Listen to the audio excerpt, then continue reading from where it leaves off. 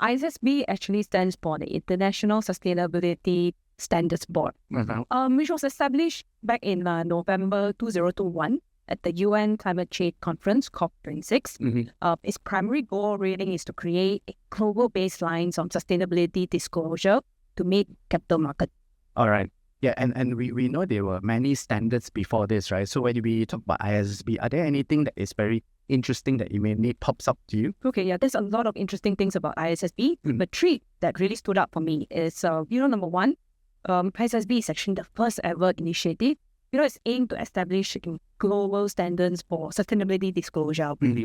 This effort is actually backed by the International Financial Reporting Standards, IFRS foundation, which actually has historically, set financial reporting standards globally. The objective is really, like I mentioned, right, create single trusted framework that companies can use for their ESG reporting process.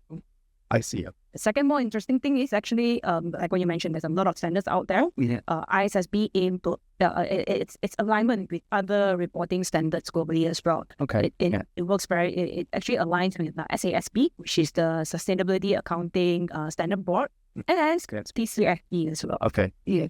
What is TCFD? No, what does it stand? Actually, we love our jargons, right?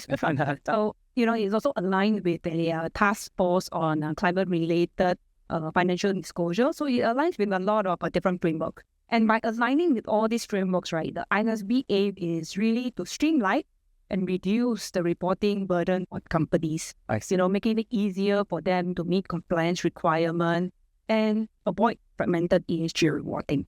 I see. Lastly, a very interesting fact, right? Okay. It actually focuses on materiality and investors. At the end of the day, we are all businesses here. Correct. ISSB really emphasizes on the financial materiality that is aligned with the goal of providing investors with decision useful information about the sustainability risk as well as the opportunity. Yeah, because at the end of the day, it is the investors who are correct also reading it other than stakeholders as well. Exactly. Yeah, and so recently in Malaysia, we got a very, very interesting news that ISSB will be adopted next year. Yeah, do you think we are ready? I think so. I mean, we're seeing a rapid growth in the adoption. Since it was established back in 2021, ISSB has quickly gained global support from governments, regulatory boards, as well as market leaders. Countries are actually beginning to incorporate ISSB standards into their sustainability reporting. Exactly what you mentioned. In Malaysia, the Security Commission has already published the National Sustainability Reporting Framework, XRF, another jargon for you, which actually address the use of standards issued by the ISSB as the baseline for sustainability reporting in Malaysia.